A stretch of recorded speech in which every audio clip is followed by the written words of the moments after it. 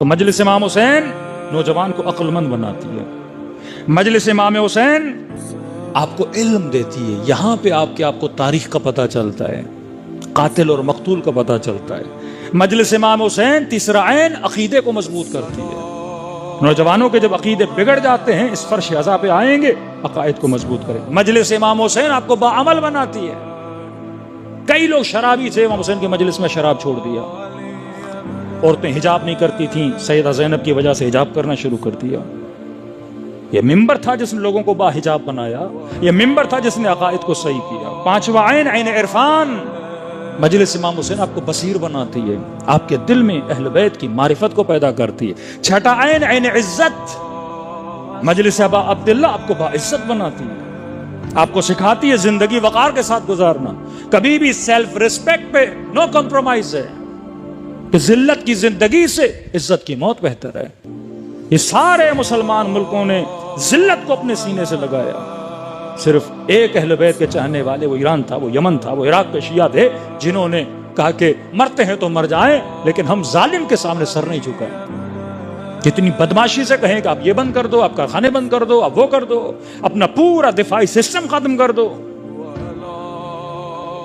کا super power ہے تو خدا ہے، اللہ کے علاوہ ہم کسی کو نہیں مانتے۔ ساتویں چیز عدو شناسی، کربلا ہمیں بتاتی ہے دشمن شناس بنو، یزید کو سنو، یزید کو پہچانو، فکر یزید کو بھی پہچانو کہ دشمن تمہارے سسٹم کو تباہ و برباد کرنے کے لیے حربے کون سے اپناتا ہے؟ تفرقہ، زیغ۔ یوسف کے بھائی جب گئے نا اتنے سالوں کے بعد بھائی سے ملنے کے لیے،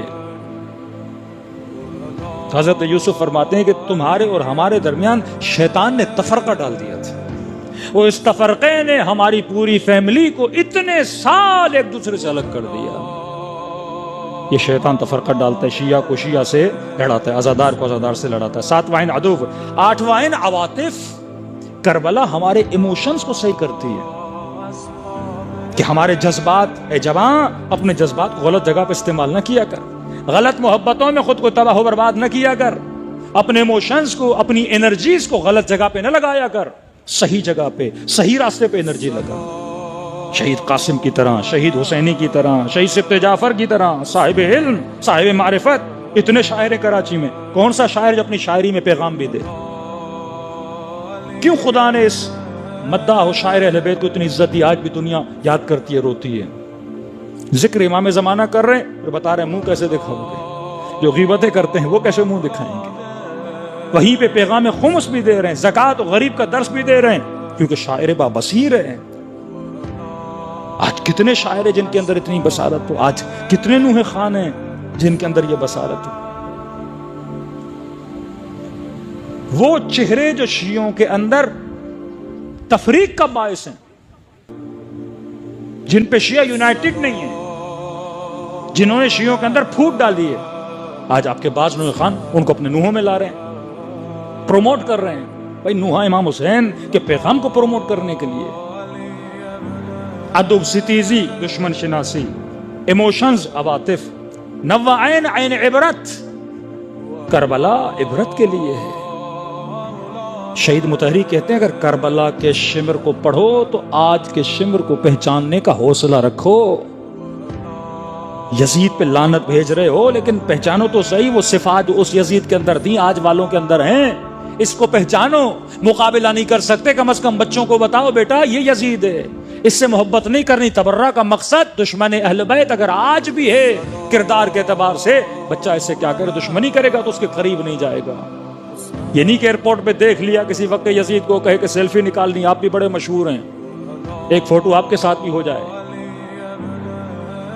یہ تبرج جاہلی کا زمانہ، کس کو یہ تمیز ہونی چاہیے کہ میرے دل میں کشش کس کے لیے ہو۔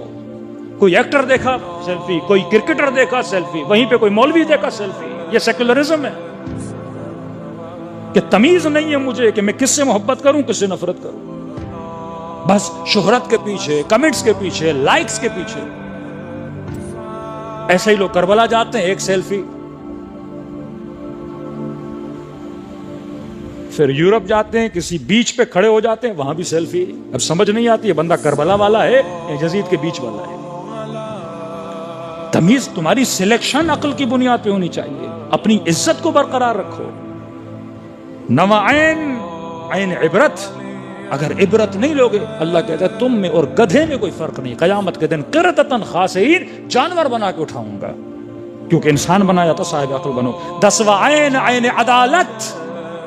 اہل بیت، قرآن، دین اس لیے آیا تاکہ تمہارے بیچ میں کیا ہو جائے؟ عدالت نافذ ہو جائے. کربلا عدم عدالت کا نام تھا. معاشرے میں عدالت ختم ہو گئی، معاشرہ قاتل محمد اور آل محمد بنا. کل اگر وقت ملا تو امیر المومنین کے نہج البلاغہ کے 4 نصیحتیں مالک اشتر کو. ایک سماج، ایک معاشرہ، ایک نیٹ ورک بنانا چاہتے اس میں 4 چیزیں ہونی چاہیے. اگر یہ 4 چیزیں نہیں، تمہارا نیٹ ورک کبھی کامیاب نہیں ہو سکتا. صلوات پڑھے محمد والے. آپ لاکھ آگئے رہبر کے قصیدے پڑھیں، لیکن راہ و روش رہبر پہ نہیں چلیں گے، افادیت نہیں ہوگی.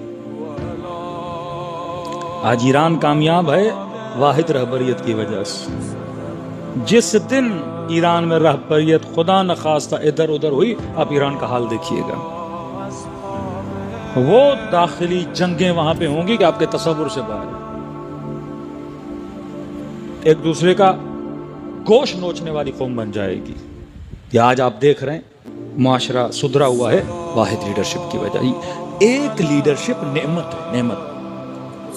اور جب تک آپ اپنے نظام میں واحد لیڈرشپ نہیں لاؤ گے، کامیاب نہیں رہو گے. کربلا لیڈرشپ کا نام ہے. مولا میدان جنگ میں جاؤں؟ نہیں عباس، خاموش. مولا میں نے خط کھینچی ہے، عباس مٹا دو. جی میرے مولا. ایک بی بی نہیں ملتی کربلا میں مولا پہ اعتراض کرے.